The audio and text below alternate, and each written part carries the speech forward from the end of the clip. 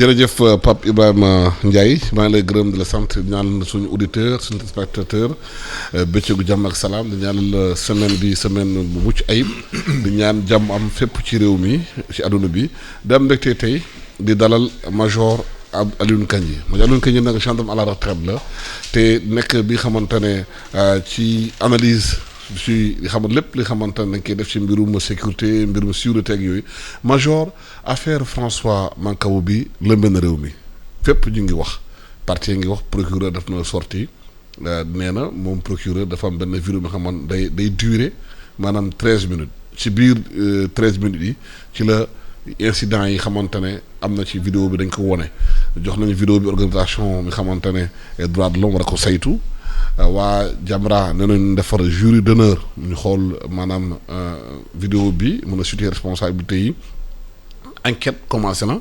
waa division d'investigation criminelle commencé na def enquête bi di déglu ñu xamante ne ñëpp xam dañu tourner autour de cette affaire là yenn matuwaay la ñu war a jël pour affaire François Mancabou bi leer.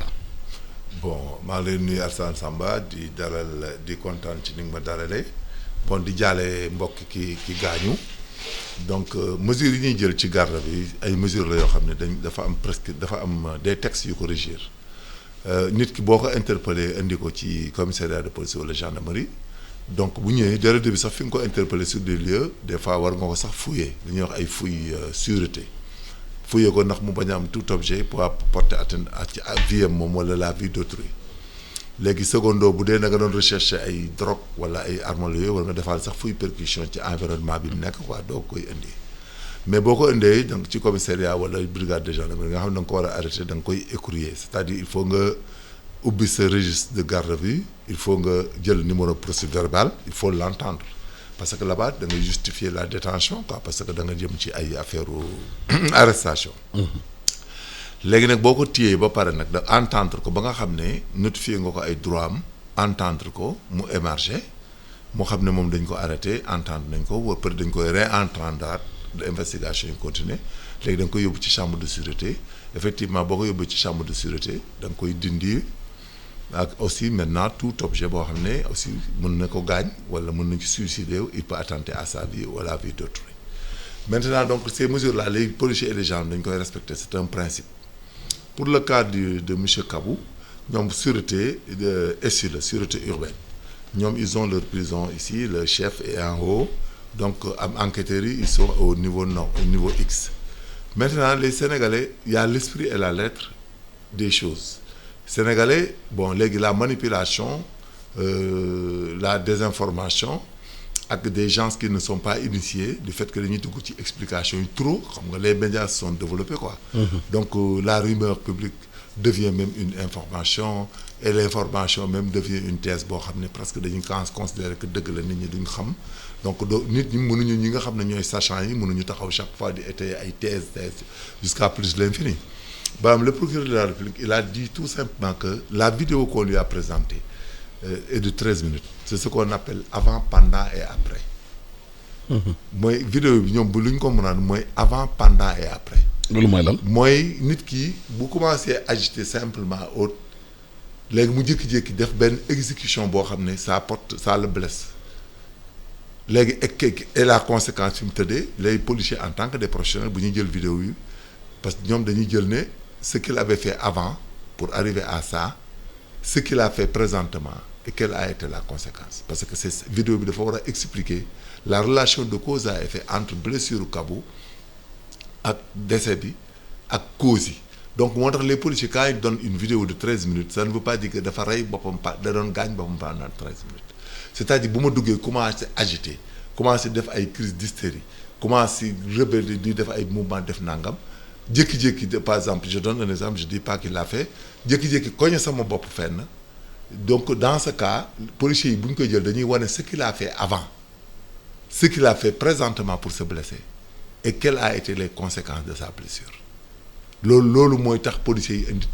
vidéo 13 minutes bi le policier le procureur de la République lui buy jotee vidéo bi moom day expliquer ne vidéo bi ñu ko indi vidéo 13 minutes la mais il n'a pas dit que Kabou essaye de se donner la mort pendant 13 minutes ce qui n'est pas possible parce que si les policiers avaient vu si Kabou sans préliminaire sans commencement d'exécution ni rien sans manifester par exemple des mouvements qui présagent. ci wolof deful benn jëf wala benn action moom day présager que kii il va faire ça donc ñoom ils allaient venir le menotter ou bien l'isoler mais ñoom bu ñu toogee kaso bi ñëpp ciy dugg ñëpp dañuy nekk foofu di agiter ñii di dóor mur yi seeni loxo ñii di def lu ne mais dans le cas d'espèce yow en tant que policier gardien mais y a pas de péril en demeure da ngay taxaw di ko seetaan. mais est-ce que yooyu bu amee par exemple yow mi nekk policier toog ci monitoring bi di xool parce que danañu cellules léegi dañ ko installer ay vidéosurveillance c'est ça est-ce que vidéosurveillance bi boo nekk ci monitoring bi yow da nga xool nañuy bu ñuy lu ñuy def nga mën a intervenir à temps pour. c'est ça le policier yi def xam nga moo tax ma ne la y a l'esprit et la lettre de ce qui s'est passé les policiers lorsqu'ils s'est cogné ils sont levés pour aller prendre moo tax la vidéo prend. ci wolof. vidéo bi day jël moom ba muy commencer di agiter wala def ay crise d'hystérie wala def yenn affaires yoo xam ne ay mouvement de rébellion de crise de colère tout ça yooyu vidéo da koy jël mais kaso bi du ko boobu dugalee fukki nit ñëpp di def ay crise de colère wala nangam mais amul looy def da ngay taxaw di leen seetaan parce que ñun ñëpp on était des policiers et des gens da ngay dugal nit ci kaso muy saaga di dóor mur yi di def lu ne mais da ngay ñëw xool demaat toog wala nga bàyyi ko foofu di ko seetaan parce que kaso bi nit ñi bu ñu ci duggee dañuy agité te am na ñoo xam ne ñoom bu leen loolu dalee ñoom moom facilement rek mën nañ def benn crise boo xam ne loolu leen dal pour exemple man mës naa jàpp koo xam ne mais dafa war a ñibbi Italie ñu tuyee ko ci pour ay problème yoo xam ne dafa wóor na ko dañ koy arrêté mais nit ki fi ñu toog daf ne man du ma dem damay nangam man je préfère mourir nangam ñu teg ko ay caaxaan xam nga loolu bu ko nit di wax aussi da nga koy entendre yow toog di ko seetaan mais dafa jékki-jékki rek ne bërëb dugg verre yi baie vitrée la dugg jàll mais dafa mel ni jën bu ñu tranché mais kooku loo ci mën mais bi mu daanoo nga xam ne le sang ay mais da ngay yóbbu hôpital parce que aussi nit ñi il faut ñu xam li magistrat bi di wax ak lan mooy constatation police la constatation police ak gendarmerie ay constatation la yoo xam ne day wëne la relation de cause à effet mooy lii de am nii fan la commencé fan la soqe ko fan la arrêté. mais ginnaaw lii am na léegi nag yan matuwaay la ñuy war a jël pour leeral ko parce que controverse am na dañ koy leeral mën nañ ko leeral controverse am na non leeral dañ koy leeral ñii gëm nañu lii ñi gëm teer bi gëm bi amul lan matuwaay la ñu war a gëm bi jël amul pour mu leer pour bopp xam nga la Sénégalais yëpp médecine légale mooy la partie bi nga xam ne dañ ko jël ci médecine pour jagleel ko la criminalité la résolution des crimes fan la ñuy jaar pour mu leer waaw fi ñu koy jaar mooy autopsie bi xam nga nit ki neñ day fa koñe bopp su koñee boppam moom bu koñee boppam day am contusion day am enfoncement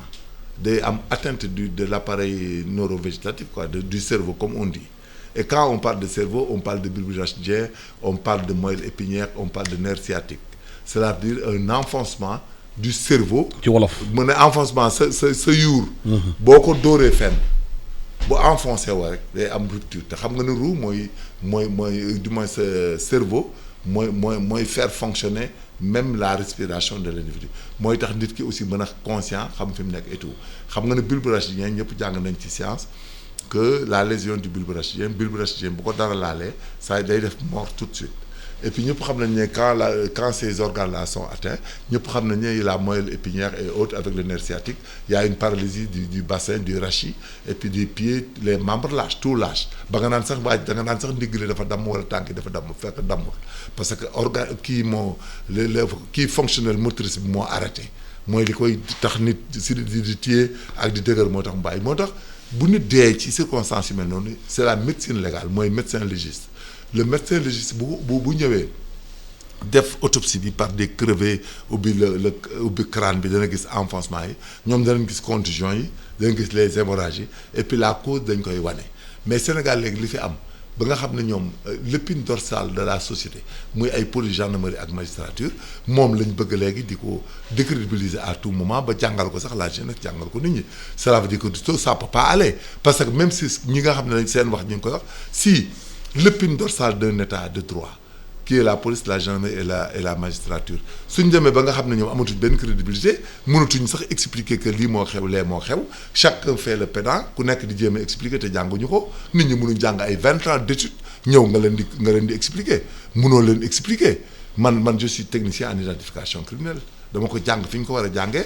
donc bu ñu may expliquer man xam naa ne possible na xam naa ne mën na nekk te man xam naa ne man mi kenn mënu maa tromper ci nit ku ñu rey ak ku ñu rey déjà loolu c'est pas vrai et puis di affecter que la police frappe les gens du dëgg mais léegi loolu dañ ko ab bannir léegi nit ñi dañ lay enquête à charge à décharge ñu dañu am ay instruments yoo xam ne yow bu ñu lay enquête mën nañ la enquête ba xam lii da nga ko def am defoo ko mais nag c'est-à-dire dañ nekk ci réew moo xam ne réewu weddi la ak réewu manipulation ak ay contre-vérité looloo fi xew léegi parce que léegi wax la noonu dem mais nit mënta dee ci commissariat yow doo fiyewu ci autopsie bi ku nekk ne diwa ko rey la démarche dafay nekk lu ñuy wax démarche inquisitoire da ngay jiñ nit ñi jiñ institution yi et ça ne passera pas. mais yan matuwaay justement la ñu war a jël en tout cas ñu ngi koy jël pour confiance bi gën a ñëwaat ci population bi parce que population bi yenn saa dañu yaakaar ne bu ñu leen yóbbee gendarmerie police rek dañu leen torturer. non ba dañuy xalaat loolu. dañuy wax torturer mais torture bi du am mais esprit la xam nga lu ñu wax c'est orienté c'est subjectif la pensée bi dafa subjectif c'est-à-dire dafa taxawul ci dara dul farfar loola c'est-à-dire farfar loola gis nga tey Sénégal dem na ba léegi bu dee un membre du parti au pouvoir wala dara bu demee police ak gendarme pour ñoom du am benn problème c'est pas vrai dañuy am ay problème mais dem nañ ba léegi ku nekk ci opposition boo violé ñu ne di nangam boo reyee ñu ne di noonu boo gaañee ñu ne noonu même boo loo def rek dañ naan lim nekk fii tax xam nga loolu mënta réew mënta kon ne noonu c'est-à-dire confiance bi mësta quitter police ak gendarmerie yi duñu ak gendarmerie ak magistrat yi duñu recevoir benn ordre de qui que ce soit mais comment nga mën a xalaat lépp luy commissariat gendarmerie am ay 120 brigades police am ay par exemple 200 commissariats et postes de police nga bëgg ne commissaire bu nekk commandant brigade bu nekk bu jàppee nit ci beneen côté dañ koo woo parce que li mu bokk fii la wala day torturer torture du am c'est-à-dire sénégalais léegi ñoo am benn culture de rébellion envers les forces de sécurité culture de rébellion boobu la ñu commencé am par le verbe gis nga ko sax yow ci seen quand vous faites les reportages ay télé yooyu boo gisee télé yi wala Fadjri wala yeneen télé dañuy am possibilité des fois di topp les manifestants yoo xam dañuy dem ci buntu commissariat wala buntu police wala gendarmerie wala buntu tribunal sax am seen fit ba l'activisme mais da ngay ñëw di troubler l'ordre public da ngay ñëw di outrager même les gendarmes et les policiers sénégalais dañuy concevoir que léegi da nga leen di outrager sax ñu tempérer. mais est-ce que amul travail bi xamante ne aussi force de sécurité yi défense yi war ko def vis-à-vis de la population pour réinstaurer confiance boobu muy effecté wu ñu def liggéey bi xamante ne beaucoup plus proche des intérêts des populations. ce qu'on appelle la police community. waaw la police communautaire mooy ce qu'on appelle la police de proximité. moom la ñu tuddee CAPLA avec Robert Peel qui disait que le partenariat entre la police et la gendarmerie et les populations. léegi ñu ne il faut que qu'on fasse l'approche de résolution des conflits c'est-à-dire les inquiétudes de population yi li ñuy bëgg ak leen jaaxal ak li ñu bëgg que police ak gendarmerie di leen jege pour di leen ko régleel ak wan leen li ñu koy régler ba régler entre ñoom ba ñoom ñu mën a am confiance ci population yi ak gendarmerie mais xam nga le maintien de l'ordre actuellement au Sénégal maintien de l'ordre dafa dominer la police community. Pourquoi? Parce que dafa am maintenant démocratie bi ak liberté de parole bi dañ koy confondre léegi c'est-à-dire la démocratie le fait de participer aux élections et tout mais orthodoxie bi ak déontologie bi ak éthique bi nga xam ne loolu doon interpellé Sénégal yu bari léegi dañ ko bàyyi fële léegi violence bi la ñuy yaakaar ne moo lay réussir loo que l'autre lu mu def da nga ko war a entraver pour mën ci génn il faut tout en parler tout en dire booy defee sax émission ni da ngay gis ñoo xam ne sont payés et sont organisés ñu ngi ci di commencer di saaga di wax c'est-à-dire dañoo dem ba phagocyter li nga xam ne mooy idéologie politique entre les humains. mais loolu bu amee léegi ban conséquence la mun a am ci société bi ban conséquence la ñu mun a am. ci loolu conséquence bi am ci société bi mooy day indi conflit entre ñoom population yi seen biir parce que bokkuñu fu obédience politique parce que c'est passé à Thiès xam nga gis nga ko xam nga Thiès dem nga ba gis ne la jalousie dem na ba par exemple deux opposants les camps de deux opposants reyante parce que ku nekk tu veux à tout prix tirer profit de la politique et par toutes les voies par tout ce qui est voies et moyens c'est-à-dire léegi manque de confiance bi la jalousie la dualité dafa dem a dem ba population yi dañu pervertir c'est pas la police ak gendarmerie ñooy changer mais population sénégalaise bi ñooy jël conscience ñooy changer waat comme jeunesse bi nga xam ne dafa mel ni ñu désœuvré ñoo xam ne xamatuñ fu ñu teg seen tànk aussi il faut le reconnaître parce que léegi jeunesse koo gis day théoriser koo gis day xëy le matin au soir di théoriser c'est-à-dire éducation bi moo am problème Sénégal léegi éducation de masse bi moo ñu commencé échapper parce que léegi nit amatul looy jomb nit amatul looy ragal léegi ku nekk li ngay bëgg ngay jéem a am à tout prix c'est-à-dire léegi ku nekk loolu la de telle sorte que léegi Sénégal day dem boo nga xam ne régime bu mën a ñëw du ci mën a génn ku mën a ñëw dootoo mën a gérer parce que ku ñëw da ngay dégg ñu ne li ñu waxoon dafa ko li ñu wax et puis ce qu'on dit en politique ak gérer un état ça fait deux. Parce que politique bi li ñuy wax fi dalay wóor ne boo jàngee xam li ñuy wax mënta nekk ils n'ont même pas les compétences intellectuelles ni physiques même pour di ko def ni les moyens c'est-à-dire mais en politique celui qui se fie celui qui croit aux déclarations et autres mais ça n'engage que yow la engagé ëllëg. xam nga nit boo ne réew en Afrique pays tiers monde nga ne ëllëg naa leen may liggéey danaa leen wutal yéen ñëpp liggéey suñu alal ji kenn dootul liggéey kenn du nangam mais koo ko gëm c'est tant pis pour toi. mais mën nga wotal ko la neex. mais situation bi nekk bu amee est-ce que du dafa am tradition quand même de défiance population vis-à-vis de la police et de la force de sécurité yi souvent dafa am ay incompréhension ci ku nekk na nga war a taxawee boo gisee tamit nit ñi xaw a am njeexital yi fii am na ay bavure yi amoon fii ci mbir police mais amul ay sanctions ou bien sanctions yi population di xaar yéggul fu mu waroon egg. mais la relativité de la sanction moom ngeen xamul parce que dafa am principe bu responsabilité ak dafa am principe bu responsabilité ak imputabilité yéen li ngeen di gis ne police dafa def bavure wala gendarmerie dañ def bavure yéen loolu du nekk loo xam ne mooy nekk la réalité des faits parce que aussi police ak gendarmerie bu ñu la interpellé par exemple dafa am plusieurs hypothèses la personne mën na rebeller wu nit ki mën na attenter à sa vie wala ci crise d'hystérie bi mu def benn action gaañ boppam secondo nit ki mën na ñëw ak pathologie ñu jàpp ko pathologie bi am relation de cause à effet ak détention bi par exemple ku cardiaque bu ñu lay interpeller police ñoom mënuñu xam da nga cardiaque xam nga booy diabétique bu ñooy doog a interpeller mënuñu xam da nga diabétique après nga koy wax ñu xool ko xam nga koo xam ne dafa am souffle systolique mu am ay souffle systolique nga xam ne day fatt ak di bàyyi da koo judduwaale. mais est-ce que loolu moo tax UEMOA instauré dès l'arrestation. c'est ça avocat bi ñu assister. mais c'est ça assister mais ils le font mais des fois malheureusement nit ki buy doog a egsi rek da ngay gis pathologie boobu gaañ ko des fois nit ñi dañuy am trop de pathologie yoo xam ne mën na leen a rey mën na leen gaañ et puis les gens se rebellent entre nous bu dee da nga nekk OPJ yàgg ci da ngay gis ñoo xam ne boo leen téyee rek léegi ay momentanément mën nañu rey seen bopp à tout moment et puis dañuy gaañ seen bopp da leen di jaral lu ne parce que c'est normal c'est autre chose mais néanmoins on dédouane personne c'est-à-dire les policiers et les gendarmeries ñoom chaque fois dañu war a jël seen matukaay ba nga xam ne moment bu am dañ koy mën a justifier comme ni ko sûreté urbaine dafay indi vidéo boo xam ne day wane du début à la fin ce qui s'est passé avant pendant et après c'est ce que le procureur a dit le procureur n'a pas dit qu'il s'est donné la mort pendant 13 minutes. mais est-ce que encore pour plus de transparence ci dossier bi puisque dossier bu sensible la au lieu ñu jox enquête bi DIC parce que DIC waa police la on a beneen corps mu gendarmerie dafa enquête bi non y a la hiérarchie lu tax loolu. bu ñuy enquête. waaw le corps bi ngay enquête da ngay indi corps bu ko supérieur mu enquête ko ku ko gën a gradé parce que il n'a pas de contrainte. di moment police boo ko def. non police la c'est pas vicieux. est-ce que dañu xalaat ne non dans l'enseignement su amee bavure ce sont les inspecteurs de l'enseignement qui enquêtent dans la magistrature s'il y a bavure il y a l'inspection de la justice qui enquête pour gendarmerie bu amee problème il y a la prévôté qui enquête dans le cas d'espèce on peut commettre un commande compagnie wala ñu jël commande légion ñu def benn pool enquête. Les institutions ont des enquêtes internes parce que c'est pas une enquête pénale c'est une enquête administrative ce corporation bee koy def mais li ñu bëgg mooy corps ki lay enquête da lay ëpp grade. C'est ça le principe principe de forme là par exemple man je suis commissaire de police simple suñu lay enquête commissaire central moo lay enquête commissaire central bu ñu koy enquête le directeur de la police judiciaire par exemple Idriss Cissé enquête ko c'est tout simplement ça parce que enquête bi dañ koy laaj des faits mu expliquer les faits pour le cas de Mancabou il y aura 2 enquêtes si vous voulez il y a la police qui fait son enquête en interne pour voir autre chose administrativement le procureur peut commander ouvrir une enquête sur la mort de l'individu et quand il y a mort d'homme l'enquête est supposée être pénale là-bas il y a l'autopsie qui sera faite ci wolof autopsie bi dañ koy def mooy ñu yóbbu ko médecin bi xool yaram yi de A à Z même feebar yi mu am sax mën nañ ko xam léegi nag bu ñu paree léegi nag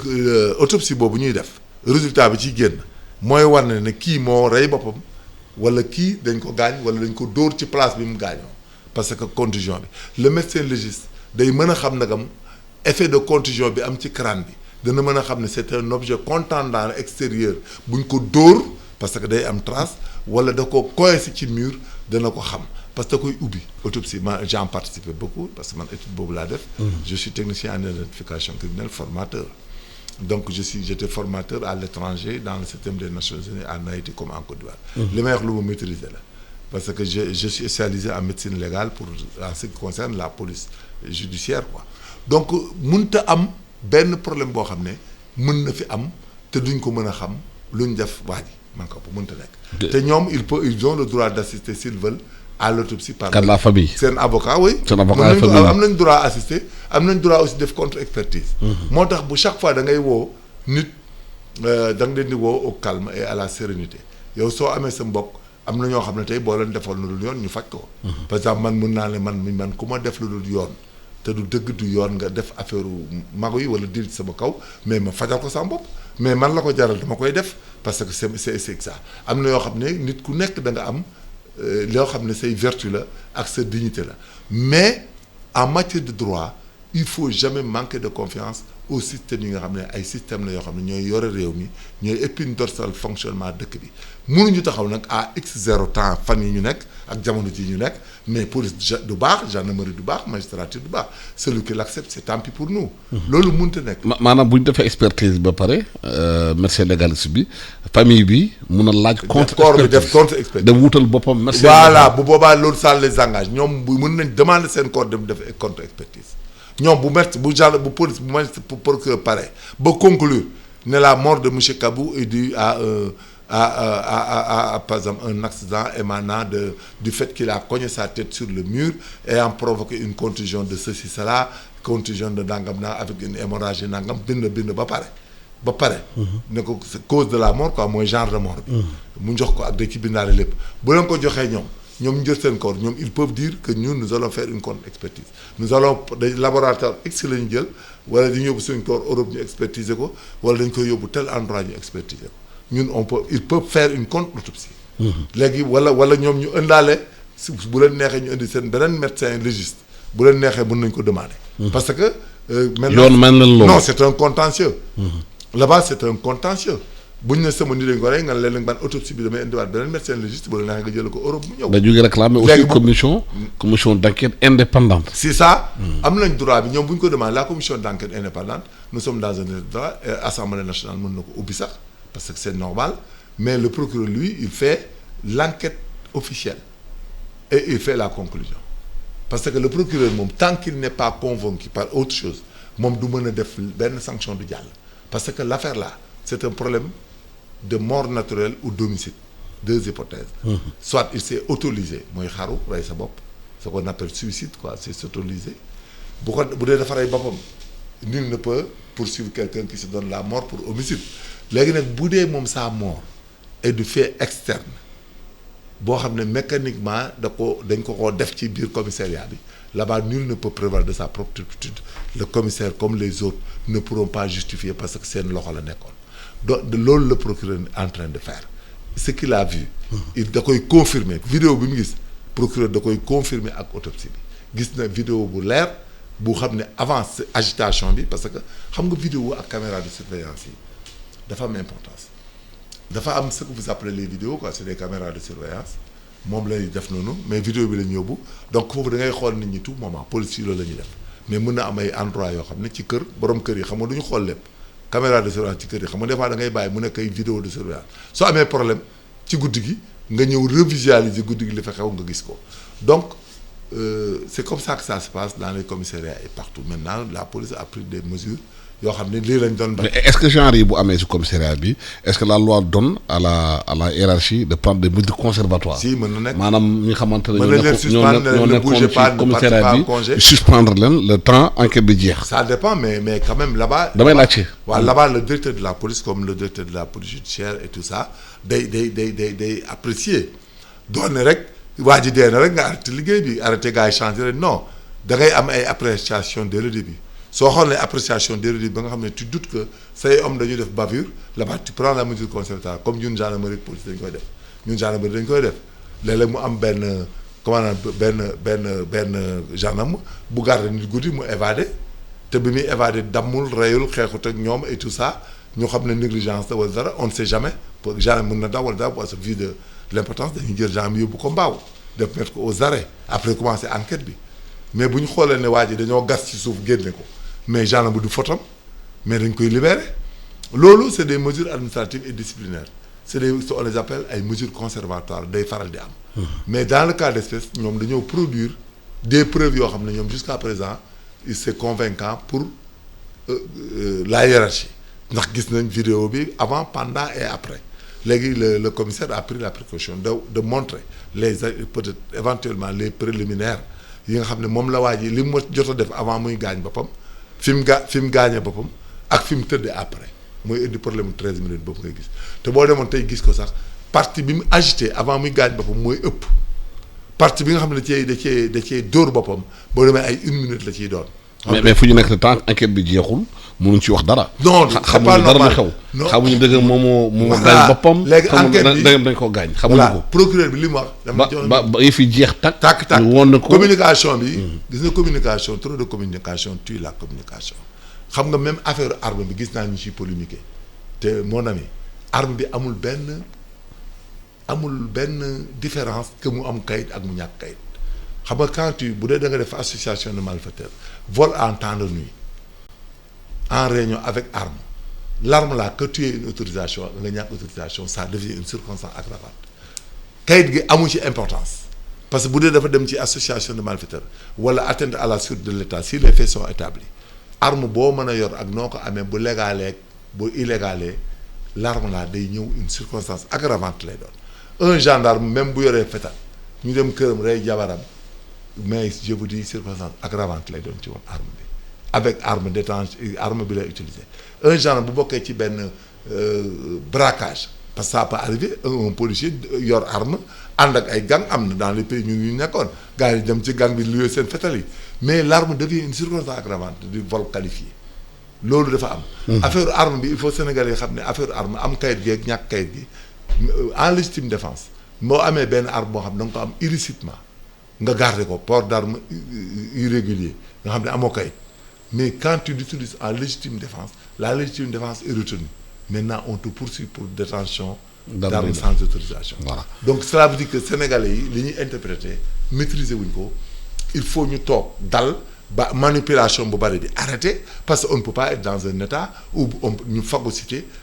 tout ce qui est pilier de droit bëgg a taxaw suba teel mais de l'est en ouest du nord au sud police baaxul gendarmerie baaxul magistrature bi crédible c'est pas vrai c'est de la manipulation si on continue si on en prend garde ñun Sénégalais topp rythme bi ñu topp ñun ñooy compromettre suñu sécurité bopp et puis on sera les principaux perdants et tous ceux qui disent le contraire li ñuy wax mënta nekk mënta am le procureur de la République de Dakar a été choisi parmi ses pairs il a des qualités et des vertus yoo xam ne ont été tracées dans le temps et dans l'espace ba ñu def ko confiance et puis tout le monde sait que c'est pas quelqu'un qui entre dans les conglomérats wala di dugg dans des deals. Voilà merci beaucoup Major Kandji ci éclairage yi ñu bëggoon am ci yow ci mbirum enquête policière ak gendarme naka lay tëddee ak naka lay mën a situer responsabilité fu ñu nekk nii mooy enquête bi ubbi nañ ko enquête bi rek mu mën a wax li xaw maanaam est-ce que monsieur Mancabou dañ ko boom ou bien est-ce que Mancabou dafa xaru loolu nag enquête bu génnee ñu jébbal ko xëy na Sénégal leer la yi fii nu mu gën a leere maa lay gërëm di sant di ñaanal bëccëgu jàmm ak salaam de gërëm Fatima Kane Ndiaye nekkoon ci technique bi di ñaanal bëccëgu jàmm ak salaam di ñaanal aljuma altine jàmm ak salaam ak semaine bu baax jërë ngeen jëf